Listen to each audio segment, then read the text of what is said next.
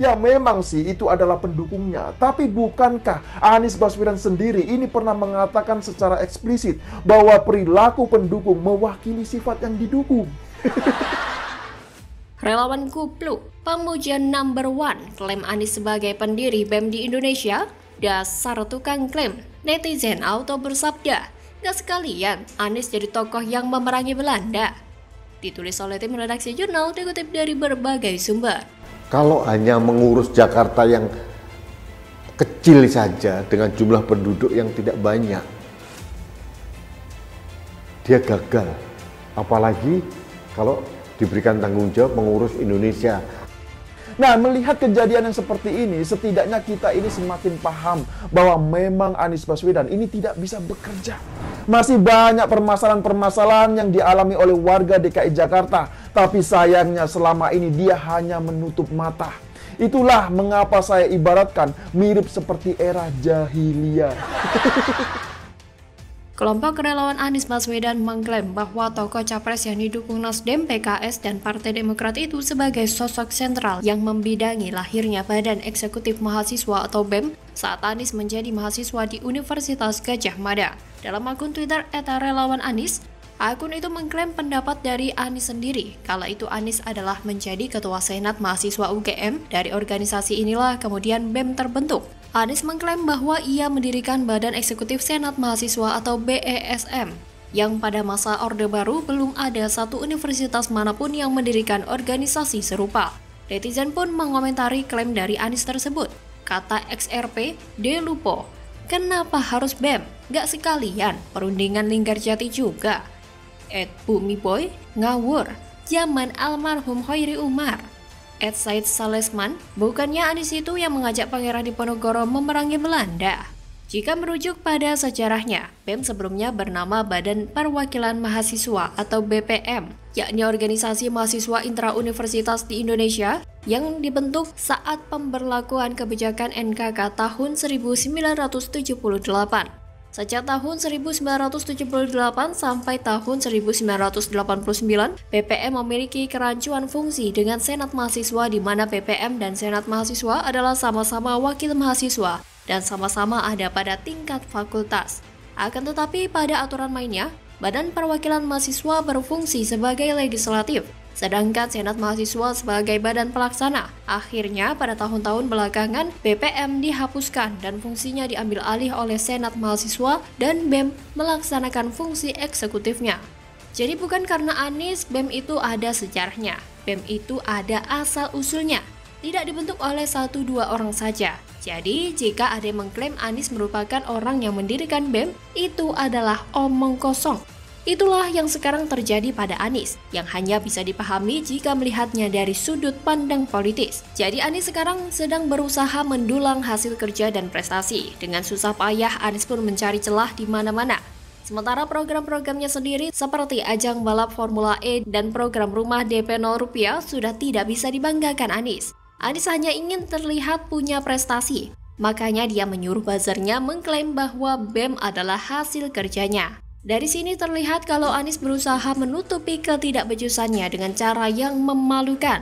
Dari sini juga Anies terlihat kalau sang tihai membelokkan narasi agar dia tidak terlihat malu-maluin. Anies memang sangat pintar menutupi ketidakbecusannya dengan cara mengklaim bahwa dia sudah selesai mengerjakan pengerukan kali. Warga dan siapapun seharusnya waspada dengan pemimpin model begini. Karena pintar ngeles dan membuat narasi yang berbeda, yang serupa tapi tak sama. Kalau diteliti lebih dalam, Anies memang sangat tidak becus dalam mengerjakan apapun. Bahkan parahnya lagi, Anies sangat tidak tahu malu. Dan muka terlalu tebal untuk menutupi itu semua dengan cara mengklaim sebaliknya. Waspada saja dengan orang seperti ini. Buka mata lebar-lebar, jangan mau pilih pemimpin yang tak bisa kerja dan pintar menutupi kekurangannya. Kerja tak becus malah tak mau introspeksi. Kerjanya utak-atik kata-kata dan narasi agar dia terlihat bagus, mengerikan sekali. Jadi rasanya tidak keliru jika julukan Anies bertambah menjadi si raja pamer dan klaim dengan tidak melihat fakta di belakangnya. Seolah rakyat Indonesia atau warga di DKI Jakarta bego semua dan manggut-manggut atas klaimnya tersebut. Bagaimana kalau menurut Anda?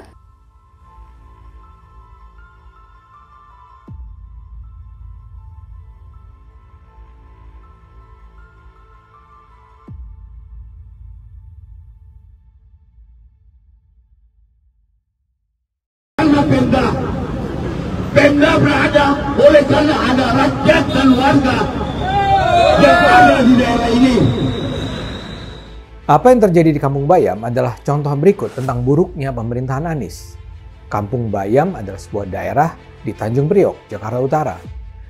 Kepada mereka, Anies dulu menjanjikan hadirnya rumah susun sebagai tempat tinggal mereka, yang belakangan disebut sebagai Kampung Susun Bayam. Modernis, Sekda Baru DKI temukan kejanggalan Kampung Susun Bayam atas arahan PJ Heru. Sekda DKI sikap tangani ketidakbecusan Anies.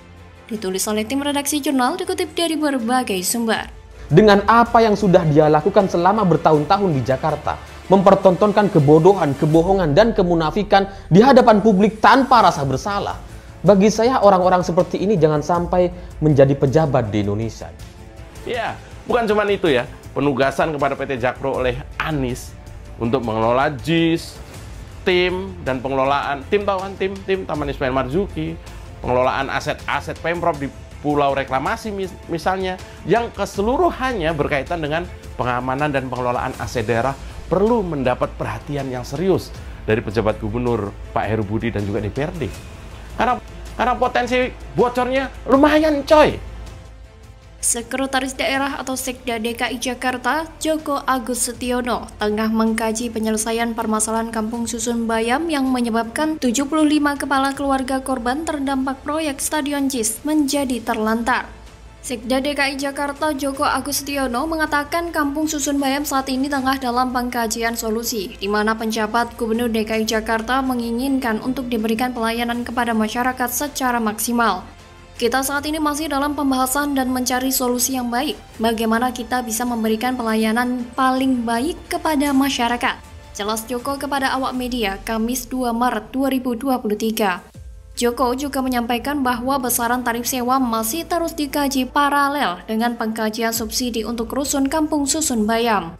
Di lain pihak, anggota Komisi B Dewan Perwakilan Rakyat Daerah atau DPRD DKI Jakarta, Manuara Siahan, mengatakan pembangunan Kampung Susun Bayam oleh PT Jakarta Propertindo atau Jakpro memiliki kesalahan konsep. Pembangunannya itu terlalu mewah dan bukan untuk kelas masyarakat yang terdampak akibat penggusuran JIS. Sehingga harganya jika dihitung berdasarkan nilai investasi dengan nilai kemampuan masyarakat, harganya tidak matching. Sehingga penggunaannya terkendala sampai saat ini.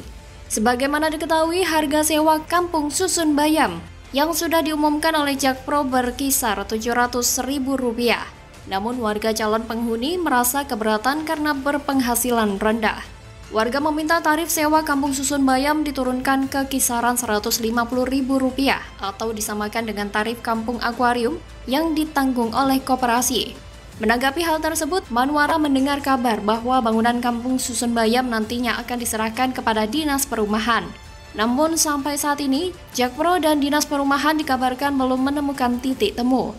Turun tangannya Sekda DKI dalam menangani ketidakbecusan Jakpro dan Anies Baswedan ini tentu menampar telak muka Anies. Dengan arahan PJ Heru, Sekda DKI dengan sigap mencari solusi yang masih belum menemui titik terang sampai sekarang. Semua kebijakan yang dikeluarkan oleh Anies menjadi momok dan beban bagi Pemprov DKI dan warga Kampung Bayam. Ketidakjelasan nasib warga Kampung Bayam kini memang semakin terkatung-katung. Setelah janji manis sang mantan gubernur seiman memperdaya mereka hingga merelakan rumah-rumah di Kampung Bayam digeser agar tanahnya bisa dibangun stadion megah. Nyatanya, warga Kampung Bayam pun tak kunjung mendapatkan ganti tempat tinggal. Padahal pada 18 Oktober 2022, Persaudaraan Warga Kampung Bayam atau PWKB meminta kepada Jakpro dan Pemprov DKI Jakarta agar warga dapat mulai menempati unit di Kampung Susun karena ada beberapa yang terkena gusuran di sekitar rel. Permintaan tersebut direspon dengan penandatanganan kesepakatan di atas materai yang pada substansinya menyatakan bahwa warga akan segera menghuni Kampung Susun Bayam. Namun tidak satupun warga yang mendapatkan rangkap dokumen kesepakatan tersebut sampai keberatan administratif diajukan. Apalagi Jakpro dan Pemprov DKI Jakarta disebut hanya menebarkan janji palsu terkait penggusuran pembangunan stadion. yang menjadi andalan era Anies Baswedan itu. Saya menduga mungkin Anies sengaja meresmikan rusun tersebut supaya sepeninggal dirinya siapapun gubernur atau penjabat gubernur sementara akan kena getahnya dengan warisan masalah yang ditinggalkan oleh program yang belum siap huni itu. Dan terbuktikan kalau warga Kampung Bayam korban gusuran Stadion JIS menuntut PJ Heru agar segera memberikan kejelasan. Namun menanyakan hal ini kepada Anies rasanya akan percuma saja. Ia pasti sudah menyiapkan ratusan atau ribuan kata buat menangkis setiap serangan yang mengarah kepadanya, meski tetap tanpa solusi. Bagaimana kalau menurut Anda?